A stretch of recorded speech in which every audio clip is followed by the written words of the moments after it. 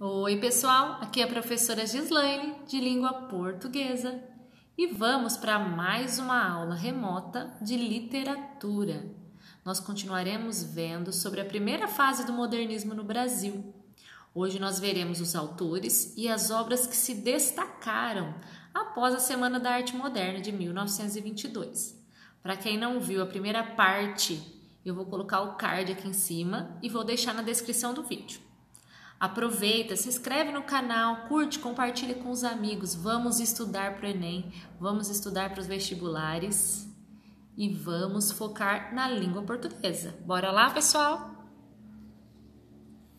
Bom, relembrando, os autores da primeira fase do modernismo, que foi compreendido entre 22 a 1930, eles ficaram conhecidos na esfera artística, principalmente na literatura e nas artes plásticas. Lembram? Eles ficaram conhecidos como fase heróica. Então, esse movimento ele nasceu influenciado pelo cubismo e o futurismo. Os modernistas, eles valorizavam em suas obras a busca por temas relacionados com o cotidiano e a cultura regional e nacional, tá? Então, os modernistas tiveram como pontapé a Semana da Arte Moderna, que foi realizada em 1922, na cidade de São Paulo. A escola de formação dos autores da primeira fase no Brasil tem como algumas características a busca por um estilo livre, tá? Querendo inovar, romper com o passado, fazer algo que nunca foi feito. Então, eles queriam chocar as pessoas, não se esqueçam disso, chocar. As características, as principais características dessa primeira geração modernistas são um nacionalismo crítico e ufanista, extremamente nacionalistas, eles valorizavam muito a nossa cultura. Então, a valorização do nosso cotidiano, do dia a dia, resgate das raízes culturais brasileiras, críticas à realidade brasileira, renovação da linguagem, oposição ao parnasianismo e ao academicismo. Então, eles negavam totalmente o passado e eles queriam inovar completamente. Experimentações estéticas, renovações artísticas, ironia, sarcasmo e irreverência fizeram parte das obras. Um caráter anárquico e destruidor. Essa primeira fase, pessoal, ela é muito caracterizada por essa anarquia. Então, eles queriam romper totalmente com o passado. Então, para eles, tudo que foi feito até então já não se importava mais. É só essa inovação deles que era importante e seria utilizada. Depois, na segunda fase, a gente já vai ver que não é bem assim. Eles começam a repensar. Mas até então, era sim esse caráter destruidor. Uso de versos livres e brancos. Bom, começando com os autores, um dos que mais se destacou foi Mário de Andrade. O paulista Mário de Andrade, ele era um intelectual multifacetado, teve um papel decisivo aí no movimento modernistas. Aos 20 anos, ele publicou seu primeiro livro, Há uma gota de sangue em cada poema. Além da literatura, ele atuou na música, no folclore, na antropologia, etnografia e na psicologia. Por isso que nós dissemos que ele é multifacetado. Foi pianista, professor de música e compositor. Seu conhecimento foi fundamental para o embasamento teórico do movimento modernista no Brasil. Tem como característico o verso livre, o neologismo e a fragmentação. É encontrada na sua obra um modo de falar do sertão, as lendas, os costumes regionais e as danças populares. A partir de 1930, a sua poesia passou a ser mais intimista, com ênfase ao combate das injustiças sociais, bancado por uma linguagem agressiva e explosiva. Bom, aqui nós temos um trecho de um texto dele, Moça linda bem tratada. Moça linda bem tratada, 3 séculos de família, burra como uma porta, um amor. Granfino do despudor, esporte, ignorância e sexo. Burro como uma porta, um coió. Mulher gordaça, filó, de ouro por todos os poros, burra como uma porta. Paciência.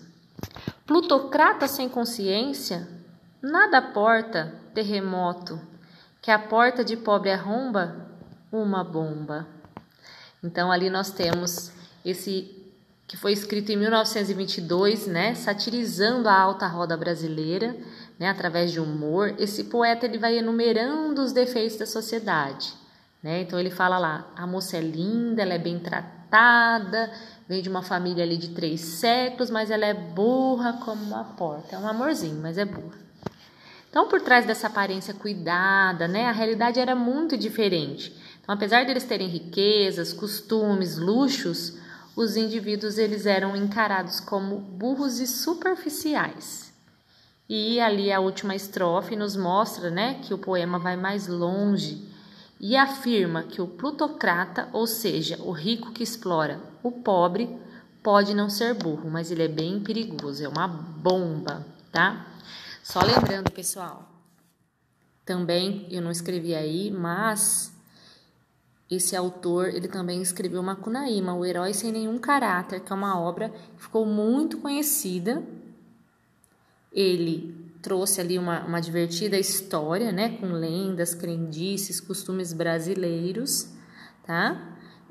Em que esse herói, o protagonista, não é um herói como os outros, tá? Ele é individualista, ele é vaidoso, ele busca o lucro, ele desrespeita alguns valores morais e éticos, tá? Totalmente impensável para um herói tradicional daquela época, e vai se desviando da sua missão.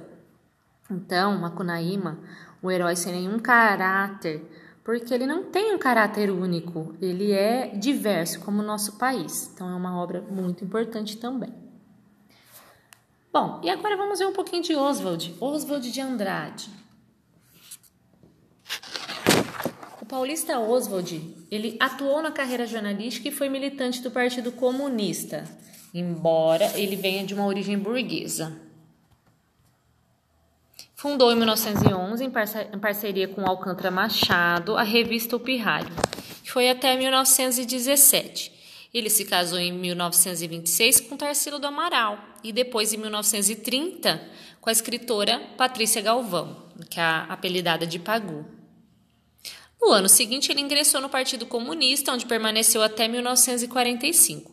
E nesse período ele escreveu o Manifesto Antropofágico, né? Além de Serafim Ponte Grande, um romance, né? E a peça O Rei da Vela.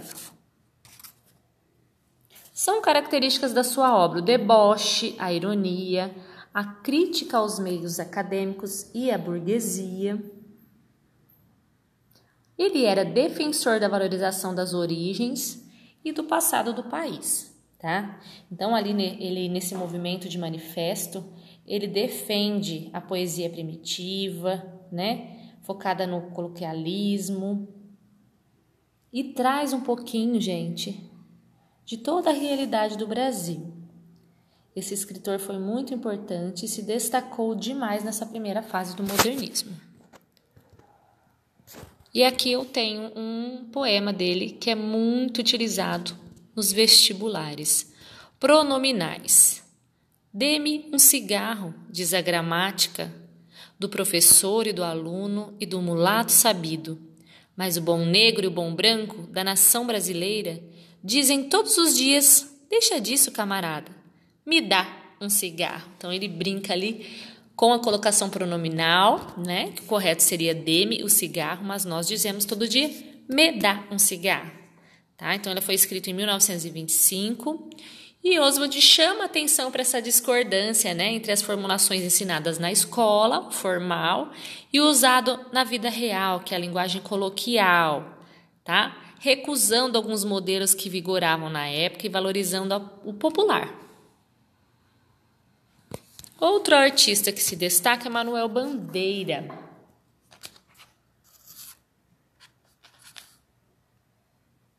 Um poeta recifense, Bandeira foi um dos responsáveis pela consolidação do movimento modernista no Brasil. A sua poesia é cheia de lirismo poético e liberdade, Ele é adepto ao verso livre, à língua coloquial, à irreverência, à liberdade criadora. Os seus versos são extremamente claros, tá? Ele teve uma influência europeia, vista que ele estava ali tratando a sua tuberculose, e por isso nós vamos ver os tons assim, parece que de despedida, tá? Ele deixa transparecer nos seus versos aquele sentimento de valorização da vida devido à tuberculose, que não é como hoje, então não era tratada, muitos artistas morreram disso, tá? Então ele teve uma influência do francês Paul Eluard, que o coloca em contato com as inovações europeias, e assim ele passa a manifestar o seu verso cheio de construção e de significado. Um trechinho. Estou farto do lirismo comedido, do lirismo bem comportado, do lirismo funcionário público com livro de ponto, expediente, protocolo e manifestações de apreço ao senhor diretor. Estou farto do lirismo que para e vai averiguar no dicionário o cunho vernáculo de um vocábulo. Abaixo os puristas. Todas as palavras, sobretudo os barbarismos universais, todas as construções, sobretudo as sintaxes de exceção, todos os ritmos, sobretudo os inumeráveis. Estou farto do lirismo namorador, político, raquítico, sifilítico, de todo lirismo, que é o que quer que seja fora de si mesmo. Do resto, não é lirismo. Será contabilidade, tabela de consenos, secretário do amante, exemplar com 100 modelos de cartas e as diferentes maneiras de agradar, e agraves, mulheres, etc. Quero antes o lirismo dos loucos, o lirismo dos bêbados, o lirismo difícil e pungente dos bêbados, o lirismo dos clowns de Shakespeare. Não quero saber do lirismo que não é libertação. Então, gente, ele deixa muito claro como ele é contra o movimento anterior, tá? No final ele mostra ali sobre as normas, as regras clássicas, os modelos ultrapassados. Então ele traz duras críticas a essa tradição, demonstrando como ele se aborrecia e como isso limitava a criatividade do artista. Então ele busca um novo. O Bandeira defende vários princípios do movimento modernista, como liberdade e a experimentação, que ele diz libertação. Alcântara Machado. Antônio de Alcântara Machado, ele se formou em Direito e trabalhou como crítico teatral no Jornal do Comércio. Se identificou com a essência popular e valorizava na sua poesia o proletariado e a pequena burguesia. Foi redator, colaborador de publicações modernistas, como algumas revistas, a Revista de Antropofagia, a Revista Nova. Só lembrando, gente, desse movimento da antropofagia, tá? Que era realmente o deglutir, devorar a cultura europeia. Então o brasileiro queria acabar com essa cultura europeia, queria valorizar a cultura nacional. Com uma linguagem leve, bem-humorada e espontânea, ele escreveu crônicas, contos, romances, ensaios, e sua obra que merece destaque é a coletânea de contos Brás, Bexiga e Barra Funda. Tem um trechinho aqui pra gente. Mas quando dava na telha do Carlino Panteleone, proprietário da quitanda Bela Toscana, de vir também se reunir ao grupo, era uma vez o silêncio. Falava tanto que nem parava na cadeira. Andava de um lado para o outro, com grandes gestos, e era um desgraçado. Citava Dante Alighieri e Leonardo da Vinci. Só esses, mas também sem titubear. E 20 vezes cada 10 minutos. Desgraçado. O assunto já sabe. Itália, Itália e mais Itália. Porque a Itália isto, porque a Itália aquilo, e a Itália quer, a Itália faz, a Itália é, a Itália manda. Giacomo era menos jacobino. Tranquilo era muito. Ficava quieto, porém. Ficava quieto. Mas ia dormir com aquela ideia na cabeça. Voltar para a pátria. Dona Emília sacudia os ombros. Então aqui é um trechinho, né, desse italiano na história. Excelente, vale a pena acompanhar. E nós tivemos, pessoal, muitos autores e obras que se destacaram na época. Não só na literatura, mas nas artes plásticas e em outras áreas das artes, tá?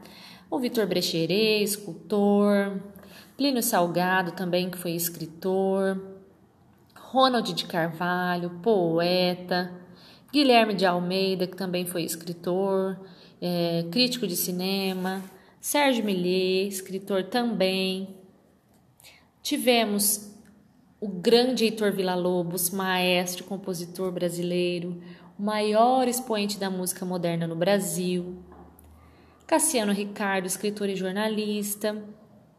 Tácito de Almeida, também um jornalista, colaborador da revista Claxon. Publicou muitos poemas. De Cavalcanti, que nem preciso dizer, excelente pintor, um dos mais importantes que representaram ali a primeira fase modernista.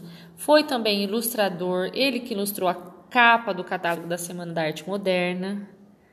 Lázaro Segall e entre outros excelentes artistas, diferentes obras inovadoras. Bom, inscreva-se no canal, não esquece, compartilhe, se tiver alguma dúvida, escreve aí nos comentários. Até a próxima!